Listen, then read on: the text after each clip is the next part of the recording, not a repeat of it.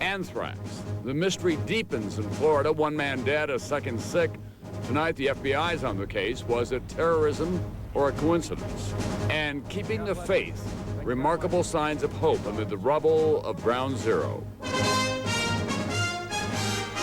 From NBC News World Headquarters in New York, this is NBC Nightly News with Tom Brokaw.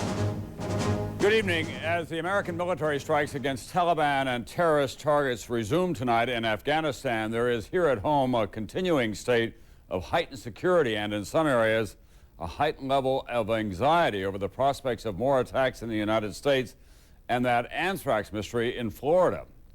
We do have reporters tonight in all of the critical areas. We're going to begin at the Pentagon. NBC's Jim Miklashevsky still at his post. Jim? Tom, the second night of airstrikes was much like the first, but the U.S. is already becoming much more selective with its targets. Like the night before, cruise missiles rocket off U.S. Navy ships, target the Taliban military and terrorist camps in Afghanistan. NBC's Charles Sabine covered the start of tonight's attack from the deck of the U.S. aircraft carrier Enterprise in the Indian Ocean. We saw Tomahawk cruise missiles launched from cruisers and destroyers, but we have seen waves on F-18 Hornets, some carrying bombs as heavy as 2,000 pounds.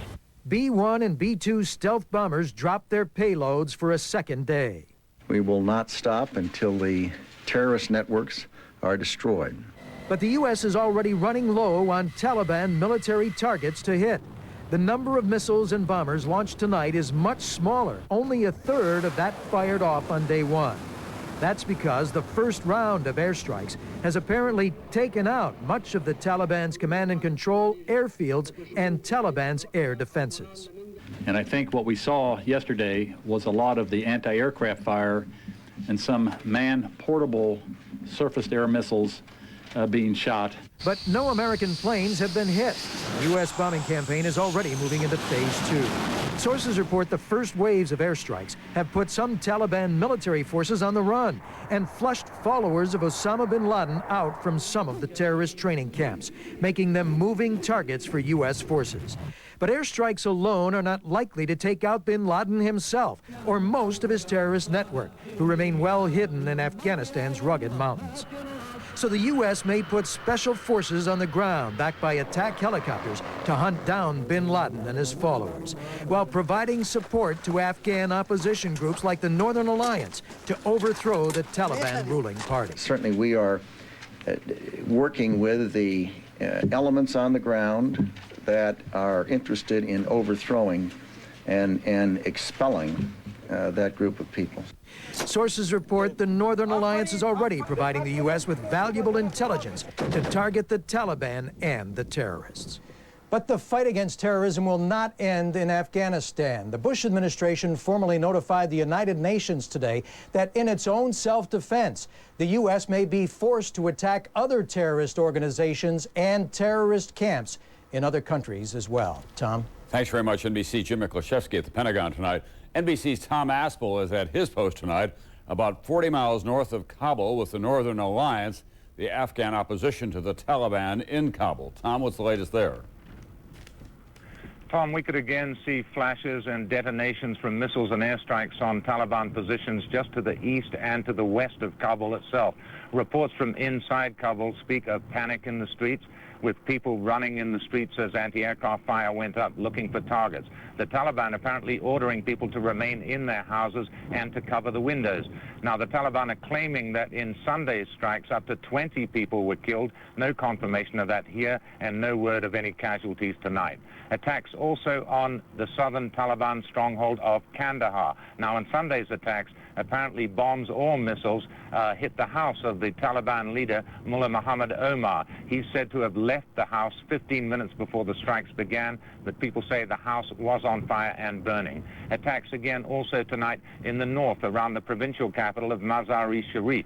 Now, there seems to be some coordination between the Americans and Northern Alliance troops up there because the target's believed to be Taliban tanks and guns along the front line there, Tom.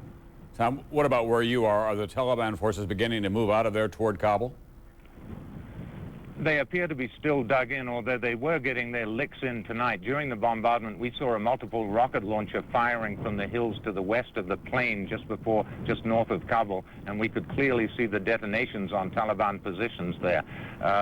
It seems also that they've evacuated a village. The Northern Alliance have ordered civilians out of some villages just to this side, that's to the northern side of Bagram Air Base, and that suggests to us that they're getting ready to push towards Kabul in the next day or two, Tom. All right, thanks very much, NBC's Tom Aspel tonight, very late at night in a hostile area. Now to the disturbing news from Boca Raton, Florida. Another person has been exposed to anthrax, a co-worker of the 63-year-old man who died Friday of an extremely rare form of inhaled anthrax. NBC's Frederica Whitfield is covering that story for us from Florida tonight. Frederica? Good evening, Tom. Hundreds of people here in South Florida are worried about possible exposure to anthrax now that one person has died and another has tested positive. 40 FBI agents trained in handling hazardous materials are investigating whether anthrax bacteria found in 2 South Florida men could be the result of bioterrorism. We regard this as an investigation which could become a clear criminal investigation. Today, outside the Palm Beach County Health Department, long lines fueled by the fear of possible anthrax exposure. I don't know that people are beginning to panic, but I certainly do think that we all have a right, considering the things that have been going on for the last 24 hours, to be told something. This after a second employee at the American Media Incorporated in Boca Raton, headquarters of tabloids like the National Enquirer and Star newspapers, tests positive for anthrax. I'm scared. You know, no one in America probably ever dreamed something, you know, we'd be fighting anthrax, but since the bombing, I've been scared about, you know, biochemical warfare. Last Friday, 63-year-old photo editor Bob Stevens died from a form of anthrax, the first anthrax exposure death in the U.S. in 25 years. Then over the weekend, another American media company employee, Ernie Blanco, in a hospital for chest pains, tests positive for an anthrax spore in his nose. And at the building where both men work, officials find traces of anthrax on a computer keyboard. The FBI closed the newspaper building today. Equally troubling to federal investigators, Mohammed Atta, who was the lead terrorist on board one of the flights that crashed into the World Trade Center, apparently took flight lessons in Palm Beach County at a flight school just miles away from the newspaper.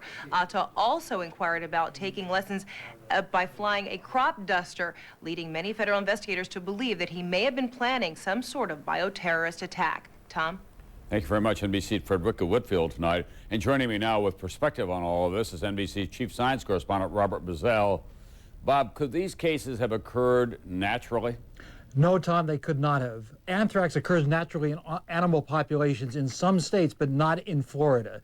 Either somebody sent anthrax to this newspaper or these men picked it up someplace else. And we have to keep in mind, this is a very rare disease. Only a few cases of inhalation anthrax every century. And this disease is not contagious. It can't be transmitted from person to person. Well, if it's not contagious, how could 2 men then get it? Did they get it from the same source, do you think? Well, that's the big speculation. Investigators say that the men did not work in the same part of the building and they were not social friends. One possibility is that the second man who had it in his nose worked in the mailroom and got it from some kind of package, which is what may have brought it into the building, but that's speculation. And what about the possibility that, in fact, this was some kind of a terrorist attack? Well, if it was a terrorist attack, it was probably a small one. Health officials think that if this was a massive terrorist attack, they would have seen a lot more very sick people right now. But they're being very careful, testing everyone who worked in that building, their families, and everyone who visited the building. They're also going around to hospitals in the area looking at all the very sick people to make sure that they don't have any signs of anthrax. And so far, all the tests have come back negative, but there are many tests that are still out. All right, thanks very much, NBC Chief Science Correspondent Robert Bazell tonight. Of course, this anthrax mystery is raising again the whole question of homeland security and safety. Today, almost 4 weeks after the terrorist attacks in the United States, President Bush swore in his new Director of Homeland Security, part of his push to prevent any terrorist retaliation. Our NBC Justice Department correspondent Pete Williams joins us with more on that now. Pete? Tom, good evening. From stepped-up patrols of the nation's seaports to increased security at nuclear power plants, police and federal agents nationwide stay on high alert tonight. Not because of any specific threat, they say, but taking no chances either. At the U.S. Capitol, workmen today apply a tough plastic coating to the building's windows, making them more blast-proof. The U.S. Coast Guard increases the number of specially patrolled areas around key ports and landmarks, including in New York Harbor. We have safe zones or security zones around the Statue of Liberty, the United Nations, many of the tunnels and the bridges along the lower battery here. Tighter security, too, tonight around this biotechnology plant in Michigan that produces anthrax vaccine for the U.S. military. For security this way. And the FAA tonight limits airline passengers to a single carry-on plus a purse or briefcase to speed up security screening. Terrorism experts say a large-scale attack is unlikely now, so soon after military action begins. The threat now, they say, some isolated suicide bombing like those common in the Middle East. The guy who listens to bin Laden or gets angry about American bombing and straps a bomb onto their belly and gets on a bus somewhere. Totally random acts of terrorism. At the White House, the president greets the new director of Homeland Security, who pledges to make turf-jealous federal agencies work more closely together. We must be task-oriented. The only turf we should be worried about protecting is the turf we stand on. But some experts on government power say Ridge isn't given the tools to get the job done. He has absolutely no authority, no power to affect the destinies of these organizations, whether through their budgets or through their personnel headcounts. And this note on preparedness, NBC News has learned that selected U.S. Army posts nationwide are on 2-hour alert tonight, ready to respond if needed to maintain domestic order. Tom? Thanks very much, NBC's Pete Williams tonight. I'll be back in a moment with more on protecting this country from terrorist threats, taking to the skies in an F-15. The pilots who now have the sensitive mission of keeping America safe from hijackers and other threats. Really is not what this is about. This is an entire network. Of events. NBC's Robert Hager joins me now with the latest. Robert? Right, Tom, a deranged person is what authorities say, but frightening moments for the 160 aboard the jetliner on its way into Chicago. FBI board the plane as it lands after a young man stood up in flight and charged the cockpit. He was trying to pull the co-pilot off the controls. So, there was another pilot just happened to be flying on board, and the other pilot and I pulled him out of the cockpit. He just barged right through the cockpit door. He kept screaming, "Save the tower, save the tower." He was under some kind of delusion that the plane was going to crash into the Sears Tower. The plane went like that. It, shuddered, and I, for a split second, I thought we bought the farm. I thought we were going to die. We just sat on him, and we just wouldn't let him go until we landed. In the end, it was the young man's father and one or two other passengers who subdued him, pulled him from the cockpit. Meantime, the pilot had reported a hijacking, so 2 Air Force F-16s were directed to the plane in flight, escorting it to its landing, where tonight all aboard have exited safely. Tom? Thanks very much, NBC's Robert Hager tonight. This incident, of course, points up the critical role of those fighter pilots who are protecting the skies these days, flying combat air patrols over America. NBC's national correspondent Jim Avila flew with them on what has become the most sensitive of missions now. New York approach, roger. And F-15 Eagles, supersonic jets armed to shoot down any threat, even a hijacked commercial jet turned guided missile. When they tell you it's time to act, you have to act now. To protect his wife and 4 children, we can identify him only as Dozer, a full-time 767 pilot for a major U.S. airline. Part-time, he pilots F-15s for the Air National Guard, a 14-year military record. I pray to God that I never have to make that move to shoot down an airliner. If my country tells me that this is something I have to do, there won't be any hesitation. Across America since September 11, fighter squads refueling in midair so they can patrol the airspace above major cities 24 hours a day. This one over Manhattan.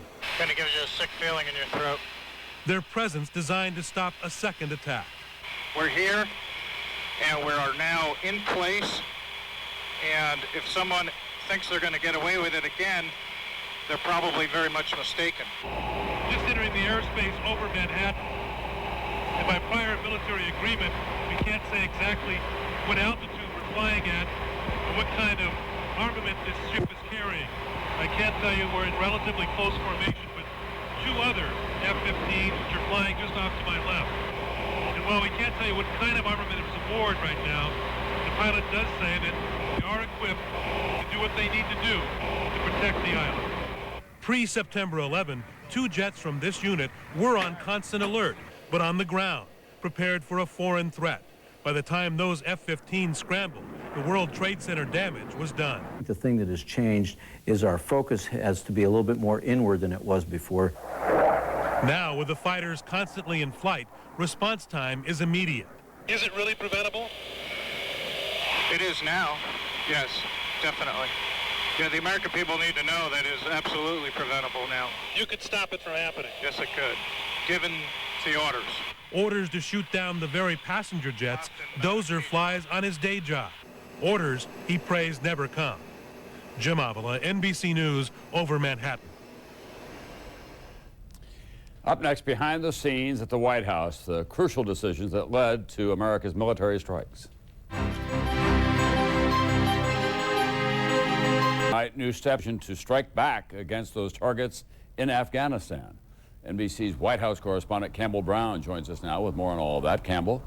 That's right, Tom. Today, the president's top advisors tell about the days leading up to the strikes, while the president's message to the American people today is the bombing is just one part, the most visible part of a much bigger campaign. Ladies and gentlemen, the President of the United While States. introducing the man who will lead the fight against terror at home, the president stresses cracking down on the terrorist financial networks, tracking those involved in the attacks, and maintaining the international coalition are just as important.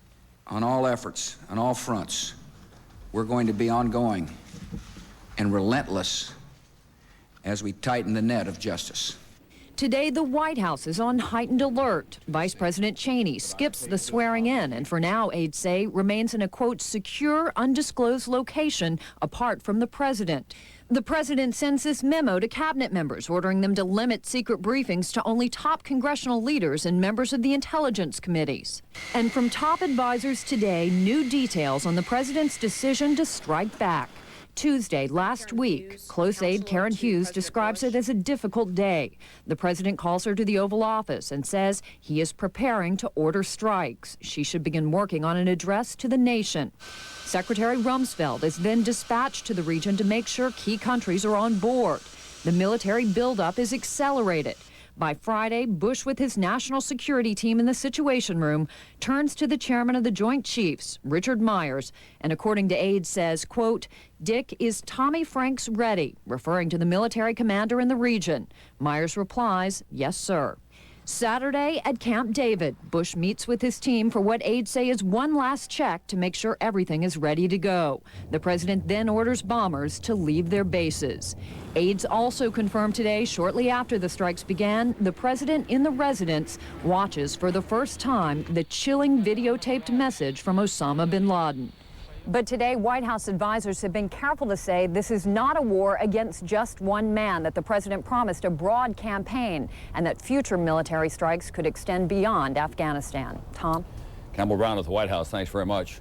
I'll be right back with the day's other news, including that Russian sub finally brought up from the deep. The United States tells the United Nations that America